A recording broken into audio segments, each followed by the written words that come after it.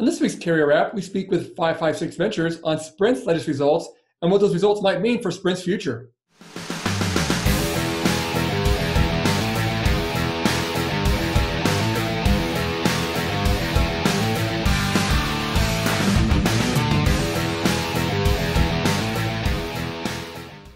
Well, welcome to this week's Carrier Wrap. I'm your host, Dan Meyer, Editor-in-Chief here at RCR Wireless News. And this week we are joined by Bill Ho, who's with 556 Ventures, to talk a bit about Sprint and eventually talk a little bit about Scotch. But Bill, hey, thanks for joining us this week. Again, we appreciate it.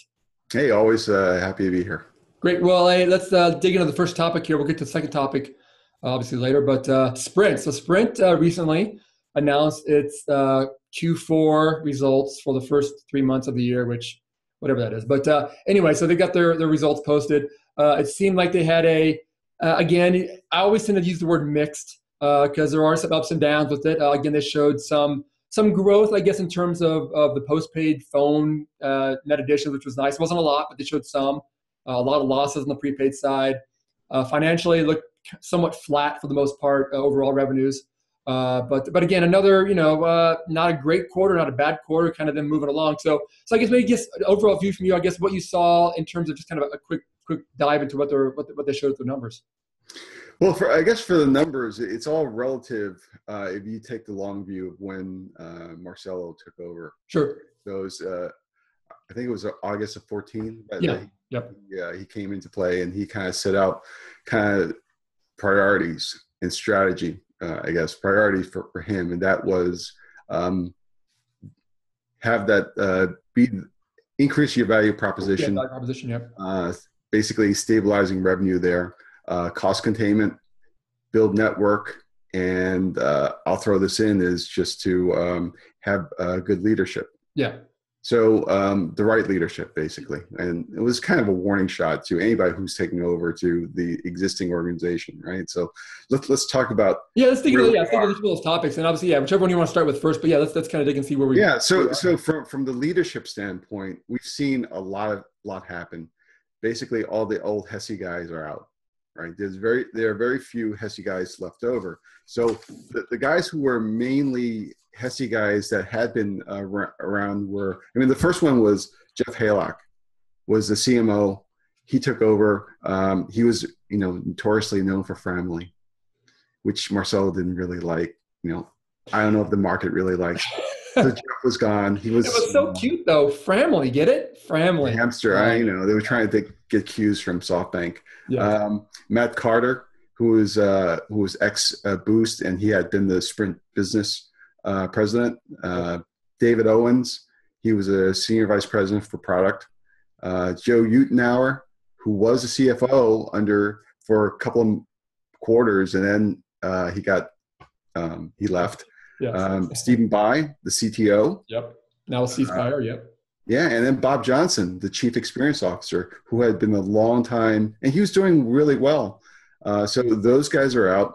In comes... Well, and they also lost Bob Ozzie on the network side. They lost Stephen Elfman on the network. I think it's Stephen Elfman on the network. That was actually when Ozzie left. I think when prior to people like Paget Alves was a biz guy. So there was a, I guess, exit. There's an open door. It seemed like there's an open door already before. That's correct. Yeah. That's correct. Okay. And so those HESI guys are gone. In comes Kevin Crowe, was the first major one. He was a CMO. He has been replaced recently from CMO by Roger Soleil. Another person who I guess elevated was John Saw. He used to be a Clearwire guy. Yep. He's got technically the CTO title, but he shares a lot of the tech duties with Gunther Ottendorfer. Well done. A global guy. Yes. And I think he's there for a transformation. Tarek Robiati is the CFO, used to be a CEO, a lot of global experience. And then a couple of guys who are really interesting is Robert Hackle took over for Bob Johnson. He's got T-Mobile experience. He's got international experience. Mariano Legaz, who's the chief procurement officer, he was former Verizon. And so I'm going to go with that theme now because Sprint reorganized into 4 regions, West, Northeast, Central, and South. the guy who has Northeast, Verizon Wireless guy. Kevin Kroll, CMO, took over for Central. South was Jamie Jones, longtime Sprint guy. And then West is Jerry Gallegos. Yes. Also have ties for Western Wireless and Verizon Wireless and Alltel.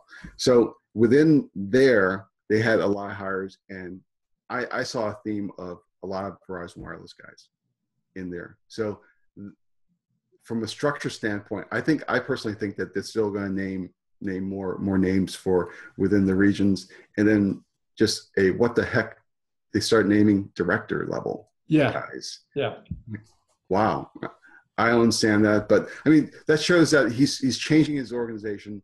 Basically, the old guard is gone, and his new guard's coming in. And the new guard's better deliver.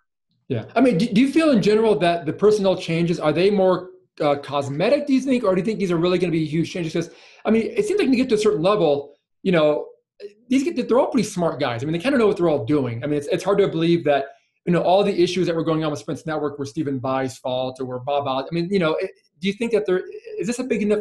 Is it a relevant change, or do you think it's more window dressing? It remains to be seen. So John Saw is a long-standing tech guy. He's familiar with the 2.5 spectrum, obviously from the Clearwire days. And he's got, I think, good linkages to the Far East from working with SoftBank in the past, and maybe with his guys in standard spotties. Yeah. I guess it remains to be seen, because they have the reason why they're doing these 4 regions is, and then going towards local product offerings, localization of having a little more autonomy in the product set and the way to market. So they're putting a lot of eggs in the local sales basket. But from the network side, if we want to transition to the network side, it's still questionable, right? So you've been around the block, you've seen this, and then also it takes, I guess, just look at his grade.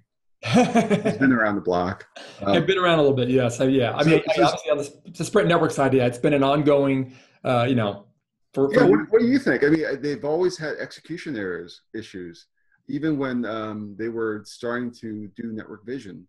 I remember really, really well when Steve Elfman talked about bird's nest being an issue in deployment. Yeah, it must have been legitimate, but what the heck? Yeah, I mean, and I don't want to I hate to put it all on one thing, but I mean, ever since they kind of moved, and not to blame a single vendor for this, but I think it was about 7 or so years ago, maybe a little less than that, they went to a vendor agreement with Ericsson to kind of run their network basically like that. And so at that time, it was a big cost-saving move. Obviously, Ericsson has put a lot of resources into its vendor management program. It does it all over the world. So it has some experience there, but it seems like, and again, not that was the one point, but it seems like from that time, that kind of led to network vision and everything else that kind of came since. It seemed like the execution levels seem to have fallen behind. And again, there were other vendors involved with network vision that we've heard had issues as well. But I always kind of tend to go back and see, was that a mistake by Sprint to, sign over a lot of the network management over to a third party? Even though one is, as big as Ericsson, was that a mistake or not? I don't know. But that was always seems to be maybe a catalyst for some of the issues that they've seen since then. But that's, Yeah, I think I will say, and I'm not defending Sprint, that's network management. So it's the network after the fact, right? So we're talking about network planning, network build out. So that falls square within the network planning and the engineering organizations, as well as the vendor community, in providing the right guidance, providing the right hardware and deployment levels. So that comes into question, because the big thing is, for me, is how come they didn't step on the gas once new management came over? And then the management, and I think partly is because of cost, because it's really expensive to build out the network. And so I just remember when I guess SoftBank took over, they were talking about $5 to $7 billion for capex annually, right? So what's notable in this last quarter is that they were talking like 3.3 billion over 3 years, as opposed to 15 billion. And that's got the whole financial community all up in arms. And you've seen articles, and you probably wrote articles yourself on how the hell can you get to competitor level with that capex spend. Just AT&T one year spent 21 billion in annual capex. Yeah. And so 3 billion, and they argue that we're doing it smarter. All the heavy lifting was done in network vision, and we're just looking at new ways. And while that is a good PR move, it's just nobody's buying it, seems like. I agree. Yeah, that number was troubling. And yeah, again, maybe they did do enough in network vision to at least get the base layer of coverage set. But again, I think most network testing shows that their base layer of coverage provides speeds that aren't very good. And if moving forward, speed is going to be the main differentiator for Sprint going forward, they're going to have to rely so much on 2.5 build out, which maybe that's the focus of the $3 billion. Maybe that's going to be, but even at that point, they have been, it seems, somewhat slow in rolling up 2.5. I mean, they've been talking about 2.5 under various names, Spark or whatever it's going to be, for 3 or 4 years now, and they still have like a handful of markets, it seems like, where they really have it deployed. And looking back at the Clearwire days, with their work 2.5, I mean, 2.5 is difficult to deploy. Obviously it has a lot of potential, but there are so many hurdles with 2.5 that you kind of need to have not an open checkbook, but you have to be pretty flexible, it seems like, in the spending aspect to make sure that you deploy 2.5 in a way that gets enough customers, first of all, but it has enough support behind it with backhaul and siting and everything that, again, the spending part of it seems troubling. I think the interesting thing is, along with the region aspect of it, I think we talked about this before, and what is the ultimate strategy? And that is to cover the major areas, as opposed to what Verizon and even T-Mobile and AT&T are doing, which is kind of having good geographic coverage. So I think right now they're in the 280 million pop range, and this is all census. I think we're at 320 million. Yeah, 3.5 to 320 for the other three guys. Yeah, basically, 310 to 320. I mean, from the census aspect, I think AT&T is at 310 million. Verizon's 309. At the earnings call, John Ledger said that they were 308. Yeah. So from a population coverage, and here we are with Sprint at 280, and maybe with roaming, they can get up to 290. So there's still this huge gap in coverage. And so going back above the macro level, that's what they're doing, I think, is that they're just going into where the payers are, and maybe foregoing this geographic coverage possibility. Yeah. And again, I haven't seen any, I've seen some of the network testing that's been out there, but I'm still curious at how broad their 2.5 coverage is going to be in those larger markets. Because again, it's obviously important to get the core areas of those cities, but a lot of these cities, Dallas, Houston, a lot of the ones in the Southwest, they're pretty spread out markets. Phoenix, for instance, I mean, that's, it's a city that is vast. And, to only focus on the downtown area, while great, you're still, those people who work perhaps downtown still go home in the evenings out to the suburbs. And if you don't continue that coverage out to there, it seems like you're putting yourself behind the 8 ball. I mean, you're really hampering yourself. So, while it's important to get that dense 2.5, I keep wondering what their expansion plan is for 2.5. I'm obviously not going to cover between the big markets, but even those big markets, you got to make sure you get pretty broad coverage there to really feel that you have coverage, Yeah, so I think me and other people, and you articulated that, is, from a competitive standpoint, you go toe to toe. It doesn't seem like they can go toe to toe against the two incumbents and the insurgent Un-carrier. Yeah. Yeah, and they're sitting out the spectrum. They've set out all the last spectrum auctions. So, again, they have a lot of 2.5, which is great, but they're still relying on that 1.9 for pretty broad coverage. They have 800 megahertz, which is still giving them a very good base layer. But, with their rivals picking up spectrum left and right in the AWS-3 auction and the one that's ongoing now, I mean, they're building their spectrum portfolios pretty rapidly. And this is spectrum that they can use in a much broader deployment than what Sprint can do. So, it just seems like Sprint is just falling further behind with these plans. But yeah, so which is a good segue to in the earnings slide, they talked about, which is really interesting, is 5-carrier aggregation. Yeah, and I think they're the first to talk about that. Mm-hmm. I only use it as a reference bar because they were talking 2-carrier and 3-carrier for the longest time, in which that would be kind of the formula to kind of beat the competition.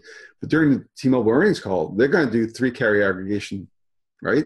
In 16. So 3-carrier doesn't look like anything now, but they're still under that roadmap. So 5-carrier is going to be interesting, but as we talked about, availability and propagation, it may not be everywhere. Yeah. Maybe, I'm sure in the important places. Yeah, and of course you have to get device support for it too, which I'm sure Samsung will get on board with that. But yeah, that's going to be But I would definitely look forward for the rivals moving forward to 3-carrier aggregation before I would expect Sprint to be anywhere near doing 5-carrier aggregation.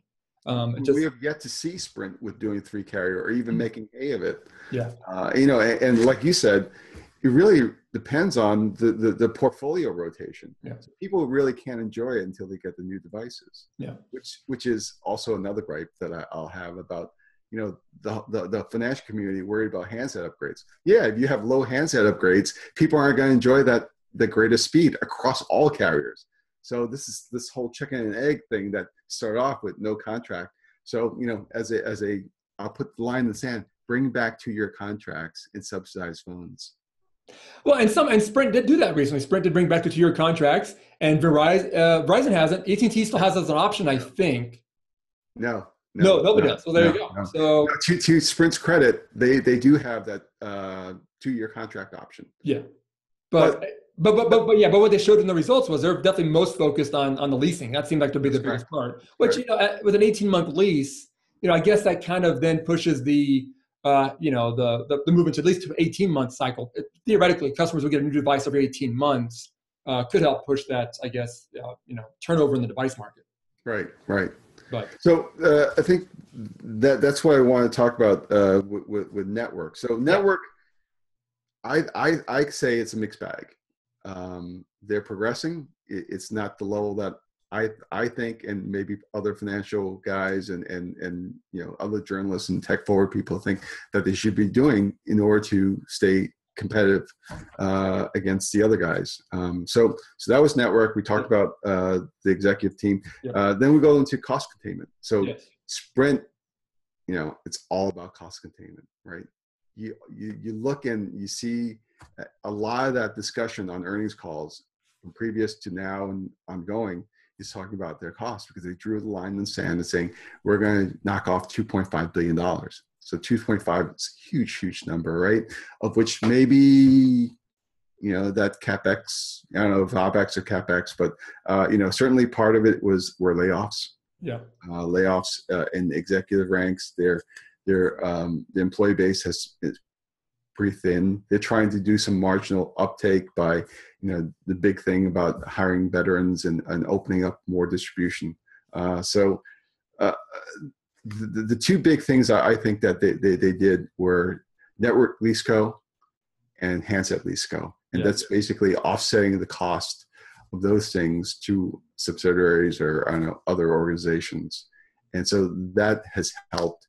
And I guess some can argue that it seems like a financial exercise. I was going to ask you about that a bit. And again, I know you're not we're not going deep in the financial side of things here because you can get lost there. But yeah, it did seem like that those two moves with both the device and the network thing, are they playing, loose with the financials with that? Because it does seem like it's kind of shifting money around and, are you really getting, value for these assets? I mean, I remember when they did the network lease co, I think their thing was that, they sold $3 billion worth of equipment to the subsidiary for $2.2 billion. So basically, they had, and that's a pretty high interest rate. It seems like for getting rid of $3 billion, you have to give up $800 million to somebody to take $3 billion worth of assets.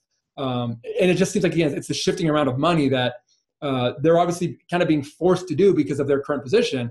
But, is this one of those things that if they can't get on top, if they don't execute at all, this all seems like it's just building this pile of debt that if they cannot turn things around relatively quickly, it's going to hang over them for it seems like a while. Yeah. So I think that we're not the first ones to talk about like shifting financials around in that regard. But they've done other things in the past, like what you pointed out, Ericsson, right? That was a huge cost savings during the Hesse era to make that move that operations staff to Ericsson. So they've got it in the DNA. Nobody's ever done it since. But they look good from a liquidity standpoint, right? So I don't know. I'm not a financial analyst, but there have been people who are kind of wondering. But let's see how it plays out. I mean, I would like to think that the guys there are smart and that they know what they're doing. On the side, I've heard people talk that maybe the people they brought in do tend to kind of play loose with the money situation, and so who knows? I mean, what the financial ramifications are going to be for this? But yeah, I guess we'll have to see how it plays out. But they've definitely put themselves in a certain not in a corner, but they're going down a certain road. It seems with these moves that could be interesting. Yeah, I think it's out of necessity, right? So when SoftBank bought them, it's basically they were trying to let it ring. It's okay. They were trying to not spend money. Yeah. So they were going to stop the bleeding of the subscriber base. Yeah. So what can you do? Because SoftBank bought them, they're not going to give them any more money. Yeah. So if you're having a certain set budget, and you're not going to get any more money for network or what, you start cutting, right? And then and you've got debt that's due coming up later this year. They have to pay some interest on debt coming up anyway. So yeah, they've got some financial squeeze going on there for them that they have to figure out what to do. And they've been very public about slashing marketing. Yeah. Right? So they're doing all these little things, and hopefully everything adds up to greater than $2 billion. I think it's interesting because the what I picked up was greater than $2 billion of savings, as opposed to we're going to reach that 2.5. I don't know. That's a good point. You're right. I'm uneducated in this regard.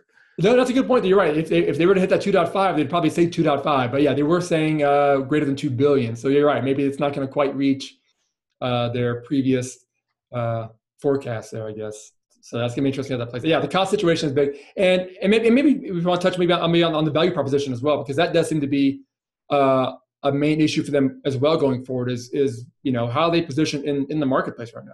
Right. So the value proposition is very, very clear that they're playing the Verizon game too, because they know they got to get their profitability up, right? So the thing about which is probably draining them is doing the marketing campaigns just to get customer acquisition through that 50% off, right? 50% off promotion.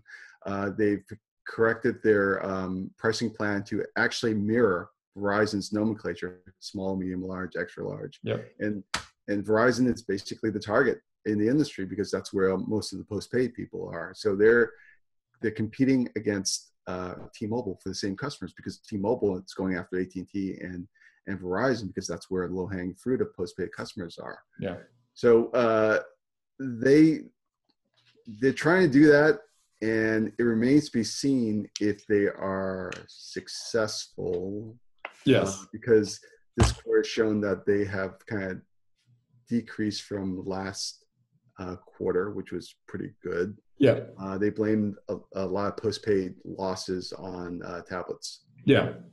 So and one of the numbers that really came out too was their ARPU is kind of, I think their average revenue, when you include devices and tablets, I think it's pretty steady, but their average revenue per user number was down quite substantially, if I remember correctly, year over year, which again, I think maybe showed, maybe the impact from that 50% off program, from their trying to be aggressive in the space. It seemed like they kind of backed off a little bit from that end of the quarter going to this quarter, but that could be a tricky thing because I've heard other people talk that the other guys are in a position where they can, if they really wanted to, drive a pricing war that could probably put Sprint out of business, and they could handle they could take on the impact of that. For Sprint, probably can't take too aggressively going after perhaps T-Mobile, for instance. I mean, obviously going after Verizon is pretty smart because Verizon is not the value player in the market. So, you go after Verizon, a little bit below their pricing. It's probably smart. Trying to go toe-to-toe with T-Mobile could be dangerous. I mean, obviously with the 50% off, they were doing that. But it seems like maybe they backed away a little bit from that. And so, I mean, what's your view on maybe, I guess, their ability to support being a value player in the market? So from the standpoint of value, that's what Marcelo said, is that they're going to have the best value in the industry, and that translates to the more data. So for the same price point. Yeah. What's interesting is going toe to toe with the other guys. They'll go with the price point and data value proposition. The interesting thing about T-Mobile, which is their competitor, right? In their earnings call, T-Mobile implied that the price war has kind of slowed down because they feel good about their network. Mm-hmm.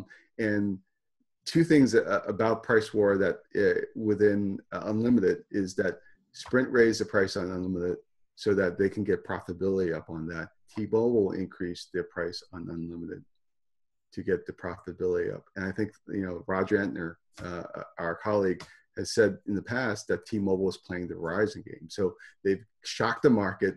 They've acquired customers. Now they're going to focus on profitability. And so, the days of huge promotions, I think, may be slowing down from T-Mobile and attacking all the other guys, but they still have this nice value prop relative to the price points from the big two. Yeah. And I mean, do you think Sprint can maintain that same type of pricing parity with T-Mobile? And I mean, do they need to keep that pricing parity, or do they need to kind of undercut T-Mobile to again just kind of regain some footing out there in the marketplace, perception wise? The perception wise, T-Mobile's got the momentum. Yeah. Right? They've got all the net adds. They've increased guidance in their first quarter earnings because they front loaded a lot of people. If you turn on T-Mobile, even though they said they were doing this guerrilla campaign when they did first on Carrier One, how they're going to attack the market, they're spending a lot of money on TV. Mm-hmm. And so from the advertising, they've got the money in deeper pockets than Sprint to do it. So it's a tough road to say why Sprint over T-Mobile, because both have leasing solutions. Sprint's pushing leasing solutions a lot more. So from the standpoint of why Sprint versus T-Mobile, I don't see. I mean, I guess is speed their only way to trump them? Is that does Sprint need to focus on maybe the speed aspect, and can they do that then? Yeah, so we've been waiting forever since the Clearwire days of 2.5 spectrum, and doing 5 carrier aggregation will certainly, in theory, bring it there, but it just hasn't been there. I think that they're trying to take the speed crown by showing Nielsen and root metric scores. I guess it remains to be seen whether it'll just take with the potential customer base to say, T-Mobile's not fast enough, and I'll go to Sprint. I don't know about that. It's tough. Yeah, I mean, again, I know I've said before on the show that I was a Clearwire customer, Sprint Clearwire customer for a long time with WiMAX. I thought it was awesome, but I will have to say that I used it for a few years, and there was maybe 4 days out of those 2 years that I actually had WiMAX coverage somewhere. And so my views on the 2.5 spectrum are still maybe a bit clouded because of that. But you're right, Sprint is just taking way too long, it seems, and expanding the 2.5, or at least, again, they have some big markets, but they need to get that out. So it's on paper that they have the potential advantage. But so again, it remains seen. One of the things that was what I noted over the year is that they've increased their distribution. The biggest thing I thought, I don't know if it's a gimmick, but direct to you. That's basically, yes, Sprint will come to your door to upgrade your phone, show you how to use it. So that's kind of like the Ready Now. Yeah. Campaign, plus they'll come to you. Yeah. They made a deal with Dixon's Car Phone Warehouse to increase distribution. And of course, everybody knows about our Radio Shack. Yes. So, I think distribution, people who are in the industry knows that that's how you get your gross ads. Yeah. You have to have more gross ads than people leaving in order to get your churn down and to get your net ads up. So they're doing the right things of increased distribution. So, for you and me who are thinking, why Sprint? I don't know why Sprint over T-Mobile, or, if it's value and price, yes, certainly over AT&T and Verizon, but T-Mobile's got a strong proposition. They've got good momentum. So I think it comes down maybe to local marketing of why Sprint in market A, market B, market C. Yeah, that could be a way to do. Yeah, right. And again, looking at that churn number, you bring up the churn number. Obviously, it seems like Sprint's churn was improved, but all the carriers' churns have improved. So it does seem like that just stealing customers, while easier because it doesn't like most of the operators offer some sort of incentive to bring a customer over, doesn't seem like that's happening quite as much perhaps as it used to, just because churn numbers were down for everybody, at least on the postpaid side.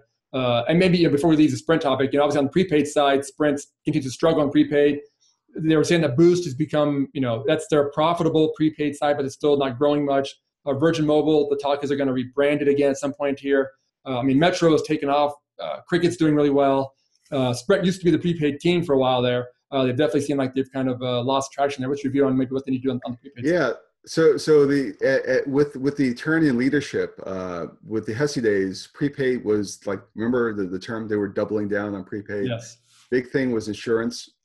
Insurance was a lifeline program. They had a huge number of net adds there. Maybe the ARPU was about 10, but it was a subsidized ARPU. So the thinking was, it was subsidized. That means there's revenue coming over. Mm-hmm. People don't churn because. Who churns on free phones? Yeah. That's right. Exactly. So the interesting thing is that they're I guess exiting that segmentation strategy and going towards the high value user, low churn guys, and that's Boost. Yeah. They sold they're partnering with iWireless. Yes. And so that, and there's two different iWirelesses out there. It's not iWireless, the regional carrier. It's iWireless, right. the Kroger brand, which I, in one of my stories, confused for a bit. But anyway. So they're shedding low ARPU guys, and maybe, I don't know, it's debatable what profitability is, but if it's going to be just Boost, it's going toe to toe against Cricket and Metro, which have bigger networks. Yep. And so Boost's proposition is maybe just demographic. Yeah. So that's kind of worrisome because they have many quarters of losses, and the competitors, at least the big ones, are increasing greatly. Yeah. Yeah. And even TracFone is still doing pretty well in the prepaid market as well too. So that's that's tricky. Well, TracFone is debatable. Just as everybody's getting out and getting burnt by pay as you go, or they don't want those customers anymore. I don't know where they're going to wind up, but TracFone this quarter had lost. That's true. That's true. The last quarter was bad for them. Yeah. And their thing is they're going to focus on, as everybody else is, high value customers who are high monthly paying, like Straight Talk. Yeah. Well, hey, TracFone is Verizon's prepaid brand, so they've even said so. No, that's true, but it's not true. I know that Franz Schemmel mentioned that, but only one segment, because there's a lot of brands within TracFone, and Page Plus was an acquisition that happened either in 15 or something like that, that had the Verizon thing, a Verizon wholesale agreement. But I don't know if it. No, that's the only one. Yeah, because Straight Talk is now T-Mobile, I believe, and so it's everybody. Yeah. So we'll see how that plays out. But the prepaid space will be interesting to see what Sprint does. And again, if they keep, if they do rebranding on Virgin Mobile, we'll see how that plays out. But again, having those two brands, at one time, doubling down seems like a good idea, perhaps. But you have to at least get some sort of coherent marketing, at least behind one of those brands at some point here. So the long and short of prepaid is it's got to get fixed. Yeah, got to fix it. What's your final word on Sprint? Are they going to be okay? I think that they have to manage the network message. Okay. At least from an investment standpoint, a lot of people are doubting Thomas's, including me and you, on that 3.3 providing enough competitive muscle against against the competition. Yeah. And I will say, before they came out with the results and that number, I was trying to turn my attitude around towards Sprint. I thought I'd been too harsh on Sprint. I wanted to be more positive on Sprint because I just feel like I've been doing way too many negative stories on Sprint. But after the quarterly results, it was difficult. So I'm still trying to be more positive about it, but it's hard. Yeah. So I think from the summary, at least for this quarter and looking back, has it improved since Marcelo's taken over? Right. So they crossed the line in 15, I don't know which quarter, but I think it's second quarter, where they went from negative net adds to positive. So they're on a positive trajectory. It's just a matter of, it's not keeping up with competitors, right? The competitors have these big numbers, whether it's connected devices or, the competitors, the big two guys are losing up for phone, but overall the net adds are greater. And you got T-Mobile. So it's just a matter of, T-Mobile is this much in net adds, and then Sprint's this much. Yeah. Right. So they are positive. So what's the expectation? Are we expecting them to kind of blow it out? I don't think so. Yeah. Their cost has gone down from a turnaround story. Cost has decreased. Right. They're stabilizing net ads. They're actually increasing net ads. I don't know about revenue. Revenue's pretty flat. And they've changed the player roster. Yeah. And so, if you change your player roster, when are they going to deliver? Are they going to deliver in 16 and 17 and see the results then? So, you step back, they've improved. It's just a matter of expectations of how well they've improved. I guess, again, going back, focusing on network. Yeah. Well, let's see what happens there. So, well, let's turn to a little bit brighter topic then. We occasionally on this show, the past couple of times, I've done a little bit of Scotch talk here at the end.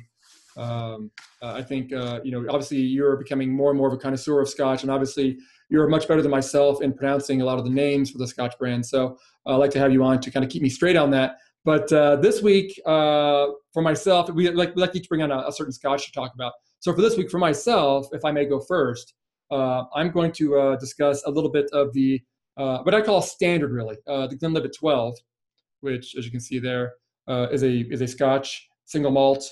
I believe it's a Spithes. What's it called? How do you pronounce that? There's a certain brand of it that's called. But anyway, it's some sort of a Scottish word for it. But anyway, it's a very again, it's a Scotch that I think most people should have in their house. It's a great standard. It's not very expensive.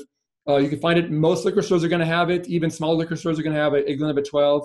Again, it's a great Scotch to have around the house. It's fairly easy drinking. It's not the smoothest Scotch, I will say. There's some that I think are a little bit easier, at least initially. The Glenfiddich, I believe, is a little bit easier to drink initially. But the Glenlivet, I think, is a great overall Scotch to have, and thus I'm going to pour myself a little bit right now. So what is your Scotch of the week there, Bill? Hey, what the heck? What's going on? I've got Glenlivet 12 as well. That is unbelievable.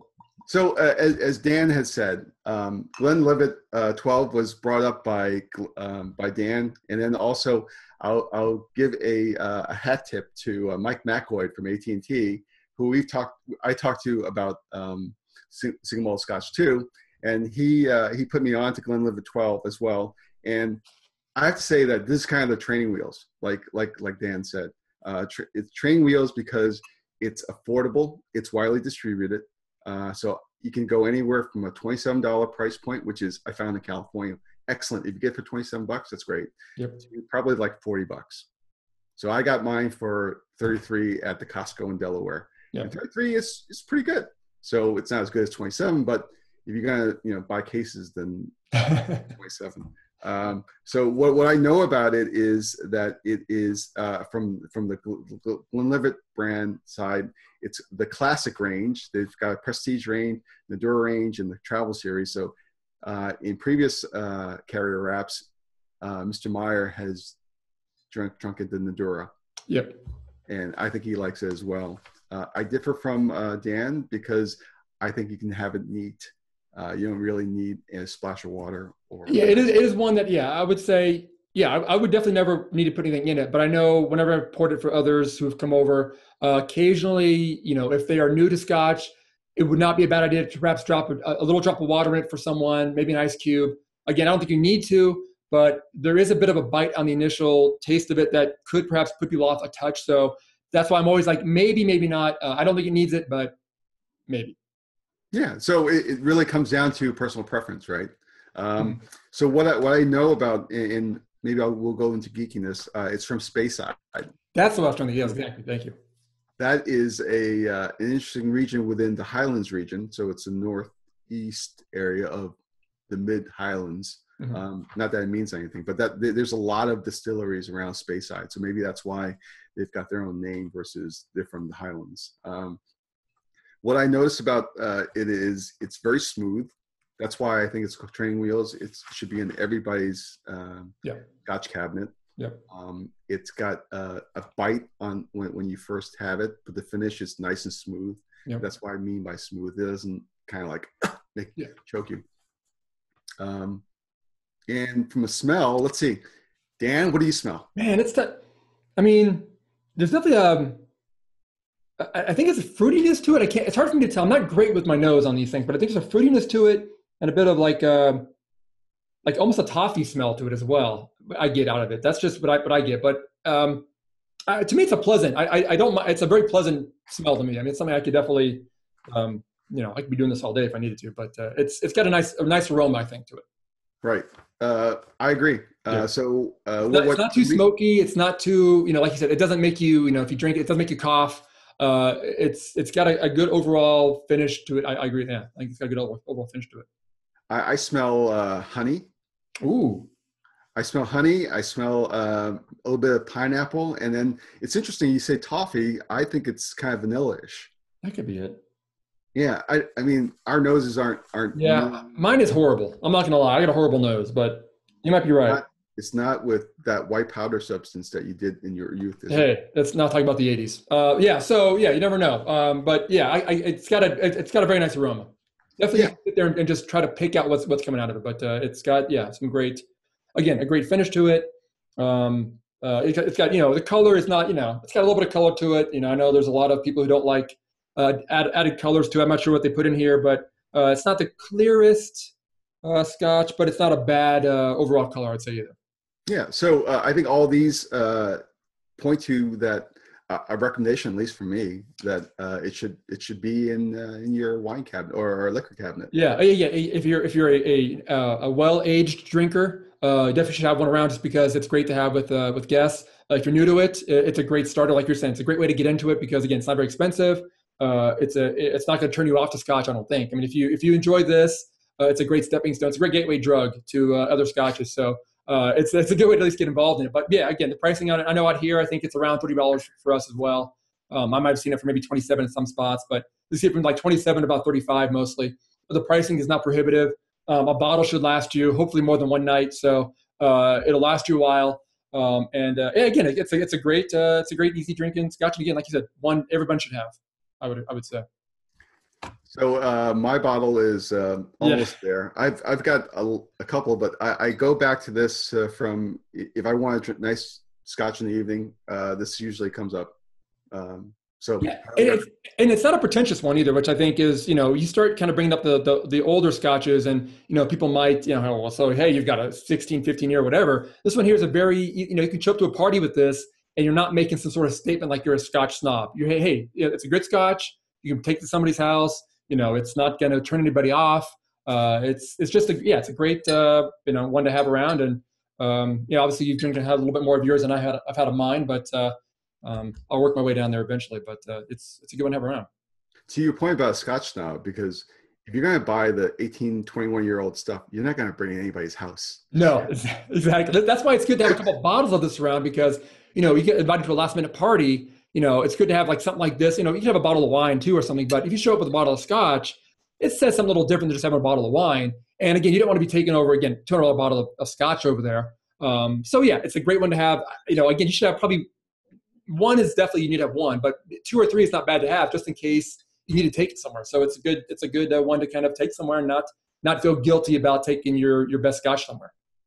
And I'll throw it out to the viewers. If you have your recommendations, please by all means share. Yeah, let us know. I know this will be on the YouTube page, so you can put some comments there. I'll be on the RCR Wireless page as well. I think Bill also posts on his page, so feel free to leave some comments about what we should do next. I know I've got a couple lined up, I think, for our next one that I'm mulling over in my head right now what I'm going to bring on next, but we'll have a few more weeks for that at least. But yeah, let us know if there's something else you want to see or some recommendations. I'm always open to buying more Scotch. However, if you want to see something that's in the $300 range, I'm going to say no. We'll have to take donations for that if we need to do something like that. So hey, maybe you can get some from the YouTube clicking. So for those people who are watching and want us to do that, click this multiple times, share this link so that RCR can have a marketing. Yes. We'll get a Scotch fund going, and we can at least maybe pay for a nicer bottle of Scotch. But we've done some nicer ones too. I think like last week you had an Oban, I think, or last time we did it, and right. And that was that's a $50, $60 bottle of Scotch there. So, and those are. I have to say that Oban Oban 14 is my favorite. Yes. Right now. So, but again, don't downplay the Glenlivet. The Glenlivet 12 can't go wrong. Can't go wrong with that. So, anyway, well, great. Hey, Bill. Again, a great insight on the Sprint topic. Again, I know that's something that our viewers are very interested in. Sprint is one of those carriers that loves to keep on. It just keeps on giving. It gives us so many things to talk about and so much going on there. I know eventually I think we like to see them kind of, get past what's happening and what's been happening. But it's always good to talk to you, get some insight there. I know whenever I think about Sprint, I tend to go down certain rabbit holes, and it's good to have you to kind of pull me out of those and look at different things. So I appreciate that. It's always good for that. And obviously, talking about Scotch is always good too. It's always nice to drink a little Scotch in the middle of the day. So that's always good. I think you should expand your carrier wrap guests to kind of make them go towards. So you can have a diversity of opinion. So I'd love to hear Roger's opinion on it. Anybody else? On various drinks, all the CEOs that you bring on to carrier wrap, maybe? I might start recommending that to some if they've got, I can put that as an optional question at the end if they want to talk a bit about their favorite drink. It doesn't have to be Scotch. If they have something else that they prefer, we can do that as well. But that might be a good idea. Maybe the ones coming up, I can bring that up and we'll see how they respond to it. Or if they want to send ahead some samples so that, ahead of the carrier wrap, then that's a possibility too. You are great, bringing up some great ideas. I definitely need to write these things down. That's a great way to go too. So, well, great. Hey, Bill, again, appreciate the time this week. And again, hopefully we'll talk again soon on the topic on both some more carrier topics, but also on some Scotch topics. But again, thanks for the time this week. We appreciate it. You bet. Great. Thanks everyone for watching this week's show. And make sure to check us out again next week. Thanks for watching.